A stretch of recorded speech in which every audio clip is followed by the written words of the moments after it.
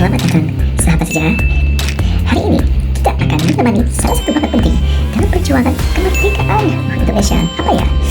Pertempuran Ambarawa tahun 1945. Peristiwa ini bukan hanya pertarungan senjata, loh, tapi juga simbol keberanian rakyat Indonesia melawan penjajah, loh, dan masih ingin menguasai tanah air kita, loh.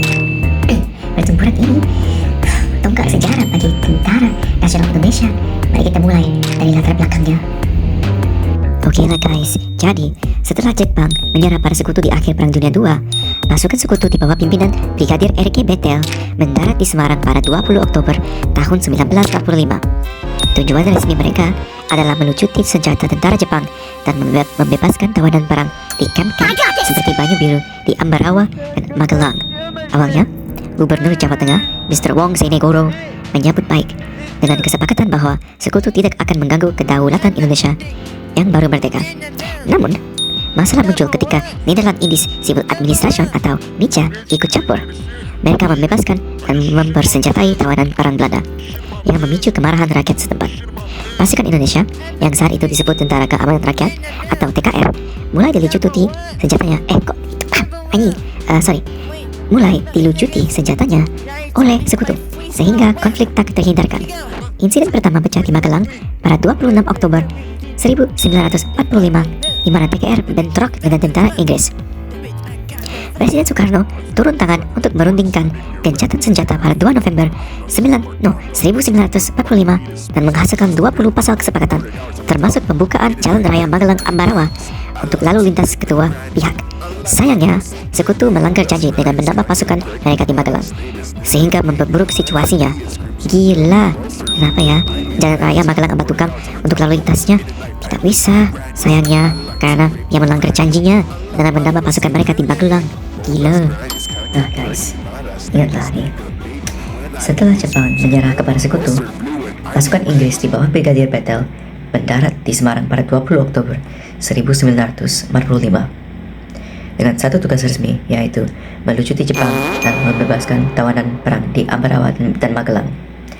Namun NICA ikut-ikutan datang, mempersenjatai kembali tentara Belanda dan melucuti senjata TKR rakyat marah, dan sehingga perontakan pertama terjadi di Magelang pada 26 Oktober 1945. Meski Presiden Soekarno berhasil menegosiasikan gencatan senjata pada 2 November, sekutu melanggarnya. Pada 23 November 1945, pasukan sekutu mundur dari Magelang ke Ambarawa sambil membakar kampung. Dan 26 November, Letnan Kolonel Istiman Gugur tertembak dari pesawat Inggris. Gila. Dan Kolonel Sudirman langsung mengambil alih komando dan menerapkan taktik legendaris Supit Urang. Pengepungan dari dua sisi. Bukan 3, bukan 6, 7 sisi. 2 sisi.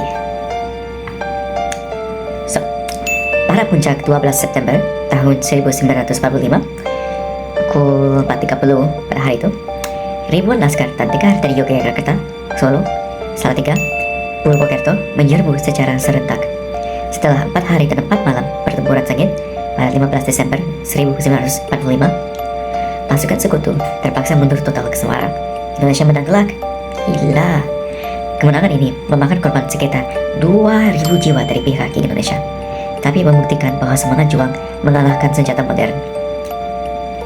Oleh karena itu, setiap 15 Desember diperingati sebagai Hari Juang Kartika TNI AD, dan monumen Palagan Ambarawa didirikan untuk mengenang para pahlawan. Itulah pertempuran Ambarawa, bukti bahwa kemerdekaan kita direbut dengan darah dan nyali. Terima kasih atas mendengarkan.